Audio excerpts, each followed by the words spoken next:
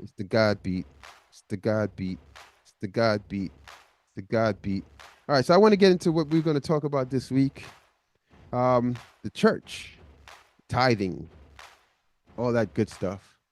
The Value Exchange, we are, as I said, a mission driven, non denominational, Advent led, but mostly virtual, sometimes not spiritually immature church. Who are we? We are a mission driven, non denominational, Advent led, mostly virtual, sometimes not spiritually immature church. All right. And what that means is that we are this thing with tithing. I was looking at a video from Dr. Umar that was sent to me by one of my coworkers, uh, a Black Israelite, and we actually spoke today. We were really excited by the message that Dr. Umar has been sharing, right?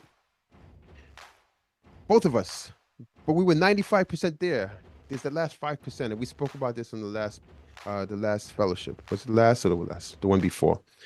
About although he speaks about uniting us, Black people, that 5% where if you don't align with his views precisely, it seems that he then goes into divisive talk, the name calling.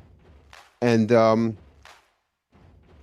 that's the part where we can't go all the way with him because, I believe, I should say, I believe that, yes, we have to uplift our people first, right? That should be number one, our people, Black people, because, the chain is only as strong as its weakest link. And in terms of the sustainability of our people, that's the weakest link in this country and many places around the world. And what happens if is that okay, yes, us now, but then it's hierarchy. Then the next group and the next group, and that's what's happening now. We have 99%, right? 99% of this country has a small percentage of the wealth, and with us being the one that's most affected by this inequality, then if you don't fight for us, then eventually that's going to come back to you. And so with Dr. Umar, speaking of um, ways in which we should only support Black, well, let me get specific because he didn't really say what I was just going to say, but I was just going specifically with the dating, the dating of interracial dating, and with brothers and sisters, or brothers in his example, who can support our cause, but you dismiss them because they are dating interracially, then that's problematic. Because if you can't bring a brother into the fold, how are you going to bring the other 99% who we need to shift the wealth, to shift the narrative? And I think it's just counterproductive to what it is he wants to do. But I'm with him because I even agree with that. Like me myself, as I stated last on the last show, me myself, I will, I want to date and marry a sister, right? Because I need somebody who understands the struggle, who's been there, who, I could just speak psychologically to them. We both understand what's happening. We both feel the same way. We don't have to feel overcorrect or feel like we underserved. So but that's just me. Other people may feel differently. So, but as it pertains to the church, he with that 95% that we agree with, that was one of the biggest chunks of that 95%. Tithing. Um, he we put a link. I don't know if you can search for a link where he speaks about the church, Dr. Umar and the Black church. And and I think he says this not just on that podcast, but I saw a few podcasts, and he speaks about the money that the Black church generates every week in this country. $8 million a week nationally. Now, for decades, centuries probably now. Yeah, centuries, 40 acres in the mule, right? Black people have been talking about reparations, and we deserve it. We know it. Wealth was stolen from us. This is how we started the value exchange, which was spread love, which was the freedom market. It was about the value that was mined out of our community during slavery, and how that money has never been returned to us. But in the meantime, as we wait for these reparations, which are, logistically almost impossible to execute in a way like, what if you're part black? What if you Caribbean? It's like so many obstacles. It can be done, but the better way is, why don't we take that $8 million a week that's being generated, mined out of our community every week, go into a church, and instead invest it in things that actually help our community, give us jobs, or create a bank. I mean, this is really something that I've been saying for the longest. Since I reconnected to Christ, I have been saying this. And to hear him say it, so my coworker sent me that video of him say, if it was actually another video, but it led me on my YouTube, started feeding me Dr. Umar videos, and it led me to another video in which he said this about the church. I was like, wow, he is so on point. Why don't we take a portion, or take a good portion of that 8 million a week, and reinvest it as a unified coalition of shoppers? Shoppers unite, right? Unite the 99. And that's how we uplift. That's easier than reparations. That's something that we control. We have agency over those. Those are our dollars. Instead, we give it to the church, we give it to corporations, we spend nationally, we spend it on Amazon. So me and my coworker, I mean, he's more animated than I am with this topic, and I'm glad hopefully we can do something. We're saying, why can't we do something? This is we at work in the middle of a place where we work, which I won't mention. National brand, national chain, one of these national chains, and we're in the center of it, working the retail department. And today I'm looking at him, and he's looking at me, and he's like, "Why can't we do it?" And I said, "Why not?" And we've been doing it. The value exchange is a version of this, but I mean, to be honest, I'm older. I'm 54, right? He's 24. I got 30 years on him. I can only take this fight so long. We need young warriors, young soldiers. So I'm going to uplift him, you know, take my wisdom, his youthful energy, and maybe that can create the spark that we need to light this flame. So back to the black church.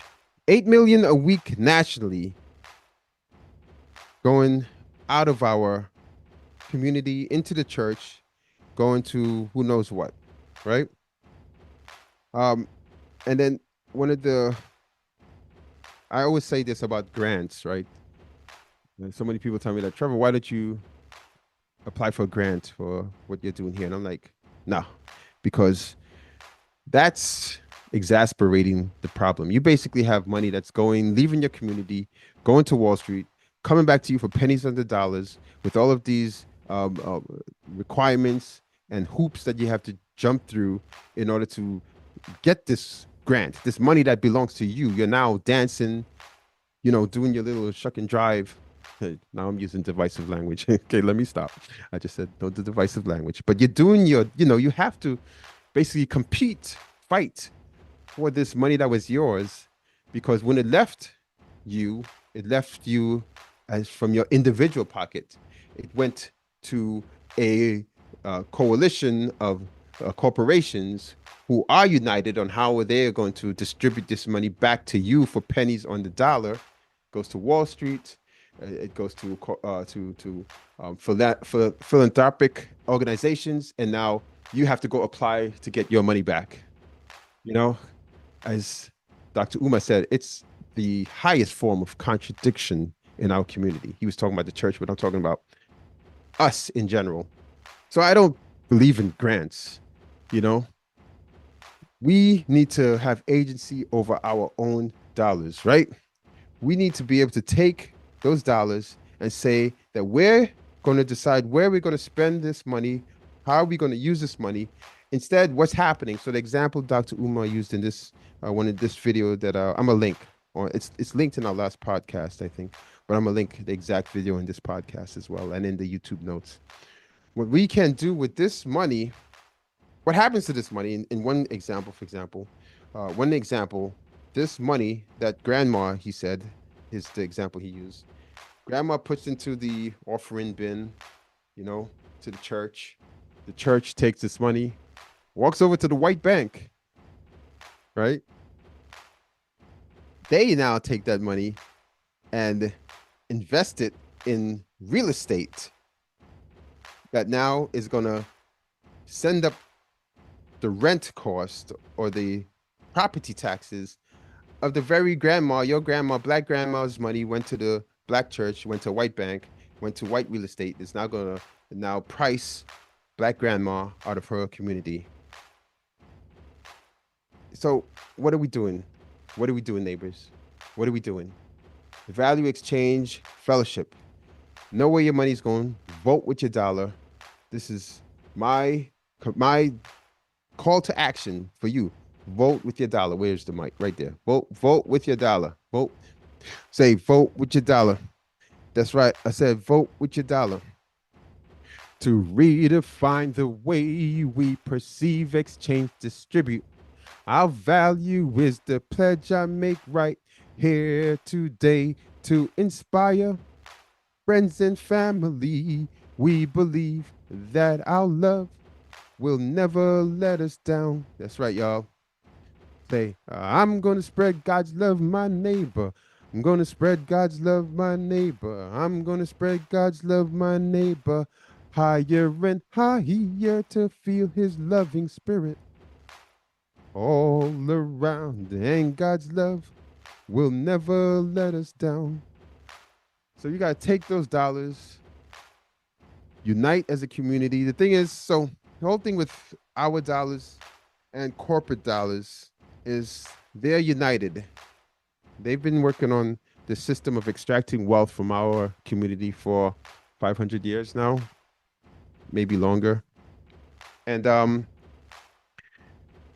what's been missing is in this equation of closing the wealth gap, since 1970, last 50 plus years, the middle class has been shrinking. The wealthy have been getting wealthier, the 1%. And people are often feel at a loss in terms of what to do. People say, yeah, you need to support capitalism because they are coming up with the solutions that advance our civilizations. Well, are they really? Yes, really. Global warming, the border wars, people are hating each other, the social and economic oppression, exploitation. People are blaming other cultures, other groups for taking their jobs, etc. Right? All of this is the byproduct, the externality of so-called advancement. So what's missing in this equation in terms of shifting the wealth? Well, I say that it's the shoppers coming to the table with leverage to negotiate on their own behalf. The example that I used before, where you say, we're going to shop somewhere else if you don't align with our values. That's how that looks with the value exchange. I mean, think about it. They have their plan. What's our plan? And as I read in Matthew 20:20, right? It's all of this is rooted in Christianity and spirituality and God, by the way, because he showed us the example. Jesus was a revolutionary. He turned it upside down from top down, trickle down, sounds familiar, to bottom up, lifting the community. He showed us the example. And when I use Matthew 20:20, when he spoke about the greatest amongst you must be your servant, the first amongst you must be your slave. That's what he's saying. He's saying that we, the people, know what's best for us. We have a voice. We can bring our concerns to this table. And it's not about taking down capitalism. Not about taking down capitalism. It's about working with the incentives built into capitalism to speak their language. And that's what it is, right? We come to them with something that we have our spending power. We're united in where we spend our money, and now you're going to negotiate with us. And we're going to take back a portion of that wealth from the 1% to the people. One more thing I might declare when I say we have value is that what you hear, does the 1% have your ear, divide and conquer for 400 years? Well, let me share our plan in a very specific way. Let's divide them, then they hear us or pay. I grab the mic so that I can say we all have equal value. See, God made us that way. I say it loud to catch your ear. Vote with your dollar is the phrase of the year. Thanks to neighbors like you, this is why we're here to unite the 99 and let the hate disappear. Vote with your dollar. That beat should move your feet. Vote with your dollar. Let's put it on repeat. Vote with your dollar. Why we took this trip to activate your value at the Exchange Fellowship. What? What? So that's the message for today at the People's Mic Value Exchange Fellowship.